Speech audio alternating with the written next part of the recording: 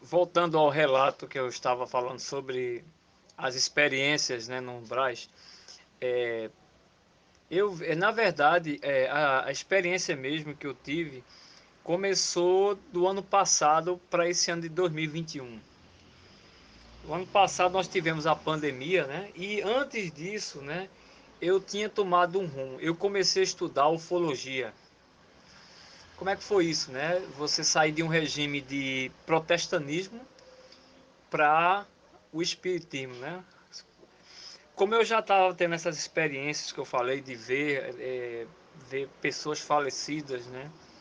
Para você ter uma noção, eu tive um jovem, quando eu era bispo da Igreja de Jesus Cristo Santos dos Últimos Dias, era chamado Luiz.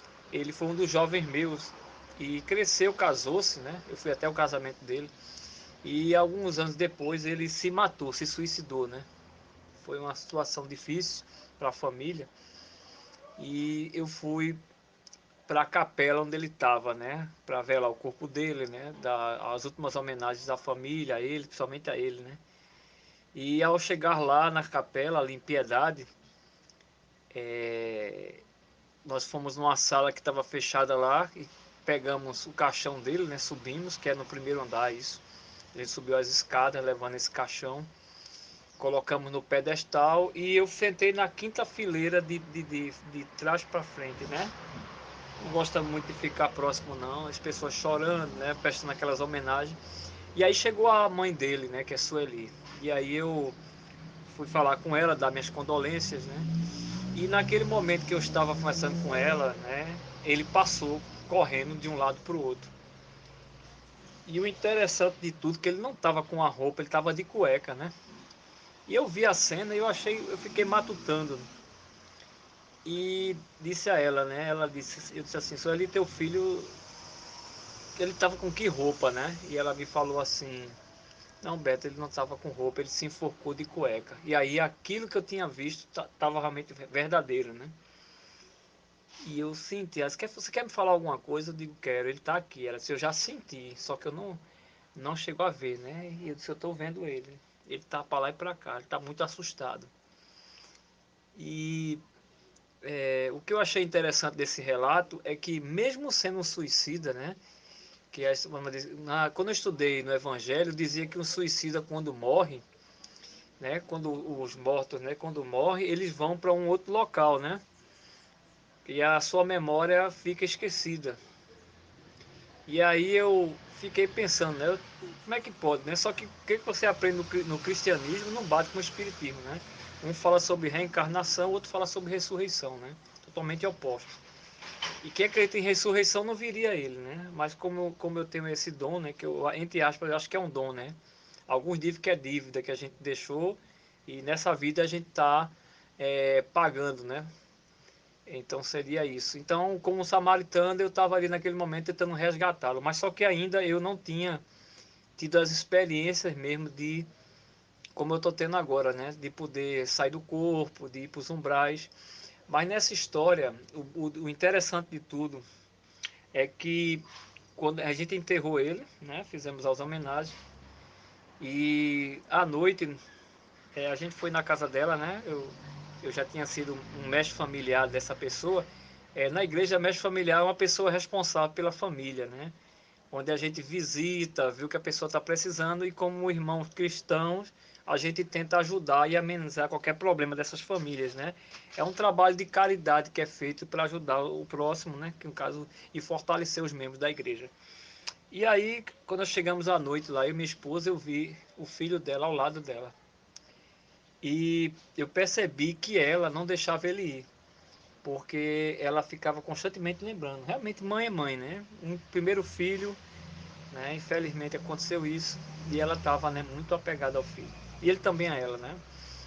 E aí, essa experiência que eu estou compartilhando para vocês me fez a buscar mais, né? Eu estava estudando ufologia, como já falei anteriormente, só que coisa com alien, coisa você não tem aquela mesma experiência de umbral, dos umbrais. E aí o que aconteceu, né? Quando começou essa pandemia, eu comecei a ler mais livros. Eu tenho uma meta, pra você ter uma noção, de ler 100 livros por ano. Por ano. nessa pandemia eu consegui ler 125 livros. A meta, eu consegui bater a meta e ainda passar um pouco, e mais uns 25 em PDF, que é no sistema eletrônico, né? Foi uma meta que eu tinha estabelecido para ler e consegui ler. E ao ler esses livros, né, de coisas, né, eu li vários livros do Espiritismo, né? Eu cheguei a ler até um do Castelo Branco, que ele, quando ele se suicidou, para onde ele foi e o que ele passou. Mas a principal coisa foi as experiências que continuavam eu tendo, né? Eu vi pessoas conhecidas minhas falecendo e eu vendo essas pessoas na rua, como se estivessem vivas. Só que eu ainda não tinha tido essa experiência de sair do corpo. Foi aí então que eu conheci um grupo chamado é, Jesus de Nazaré, o nome do grupo, né? É um grupo de WhatsApp, né? Uma amiga minha indicou que ela fazia parte do grupo e eu entrei, né? Ela me mandou o link e eu entrei. Então aí eu comecei a participar dessas reuniões, né? E nessas reuniões que eu acabei de estava passando, eu estava aprendendo coisas novas, né? Eu aprendi sobre, a gente estava estudando o Evangelho segundo o Espiritismo, a gente estava estudando o livro de André Luiz também, né? Que eu também desconhecia esse livro, mas eu estava estudando com esse grupo, né? Inclusive mandaram para mim PDF para facilitar para mim, para não precisar comprar. E nessas reuniões que a gente teve pelo Zap, né? A gente faz 2 reuniões durante a semana mesmo que toca nesses assuntos.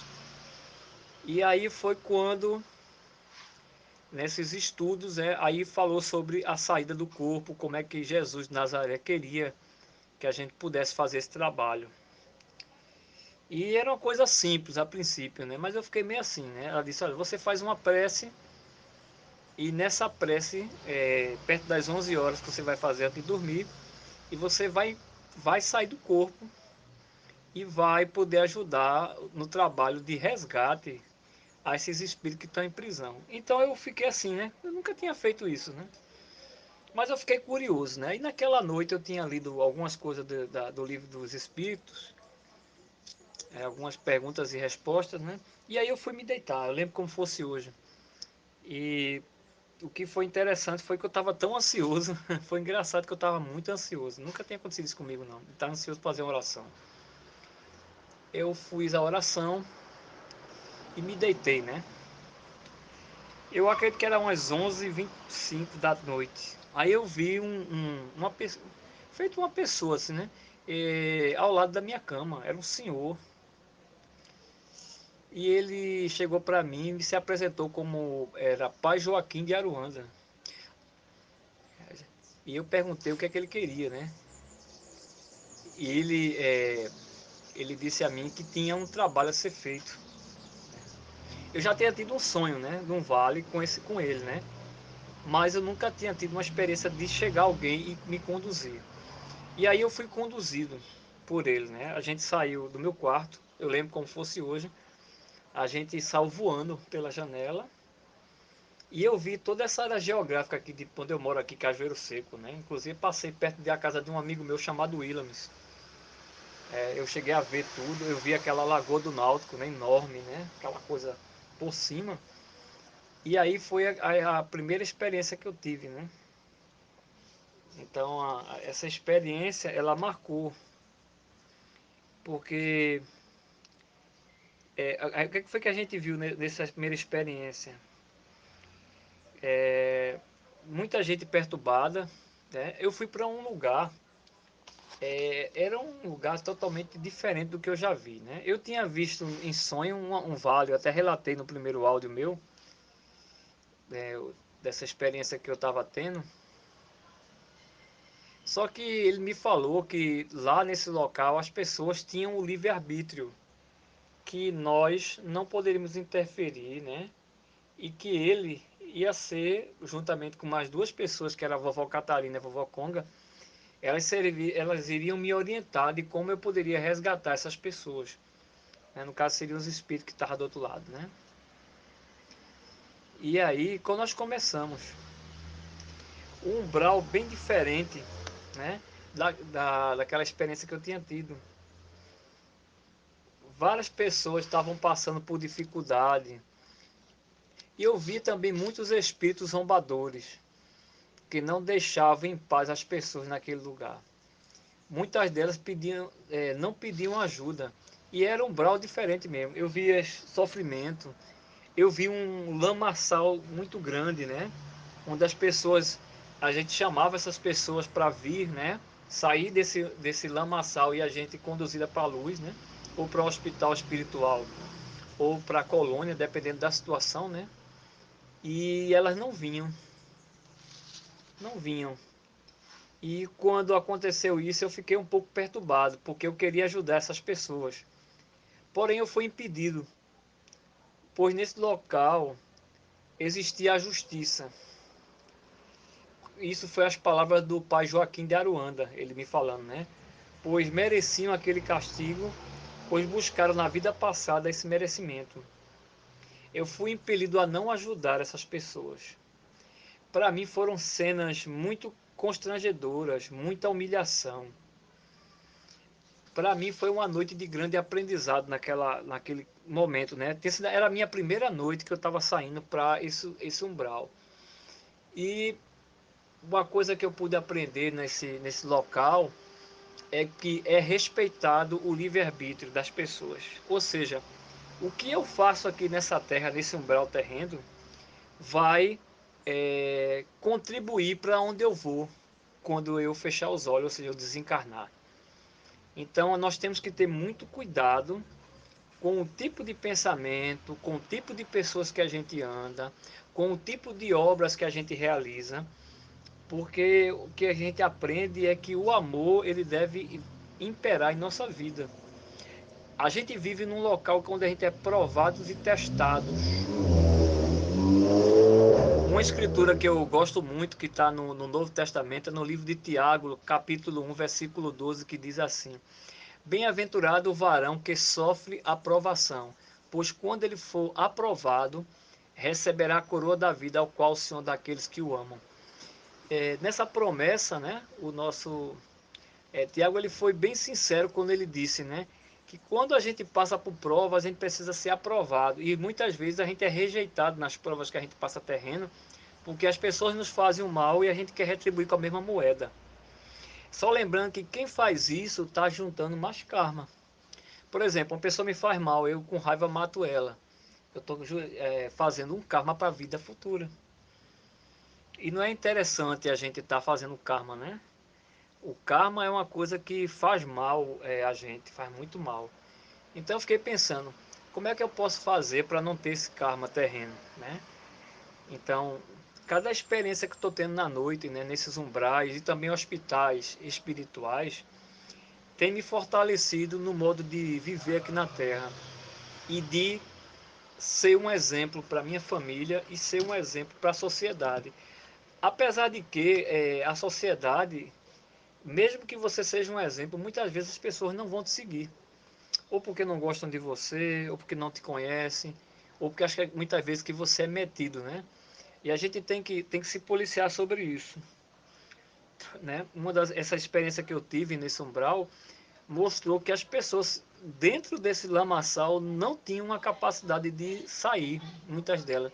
Tanto é que a gente vai para tentar resgatar, vai chama pelo nome. Elas olham para você, que os mentores é que sabem de tudo, né? Eles passam para a gente e dizem, olha, vá lá, o nome do cara é Ricardo, Paulo ou Roberta, chame ele para ele sair do umbral.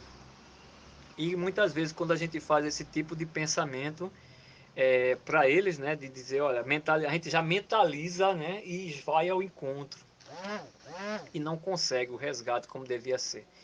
Então, é muito interessante as experiências que a gente passa, né? Como eu sempre falo, eu nunca pedi para ser isso que hoje eu estou contando a vocês. Mas as experiências que eu tenho tido com os mentores, com o pai Joaquim, com a vovó Conga e a vovó Catarina de Aruanda, né? Inclusive, eu estou fazendo esse relato, ela está aqui ao meu lado, ela está presenciando tudo isso que eu estou falando. Ela tem me orientado muito, tem conversado comigo e tem me passado algumas coisas, né? Algumas coisas referentes ao que eu tenho que fazer. Só que eles não interferem no livre-arbítrio da gente, entendeu? Eles orientam de como eu devo fazer e para que eu devo fazer. E eu tenho seguido a risca. Não tenho. E ela, muitas vezes a gente quer no umbral ajudar a correr. Ela fez, não, não faça isso não. Tudo tem seu tempo. Como diz Eclesiastes capítulo 3, né, na Bíblia. Tudo tem seu tempo. Eles é que tem que buscar ajuda e você está ali para resgatar. E eu tenho feito isso, sabe?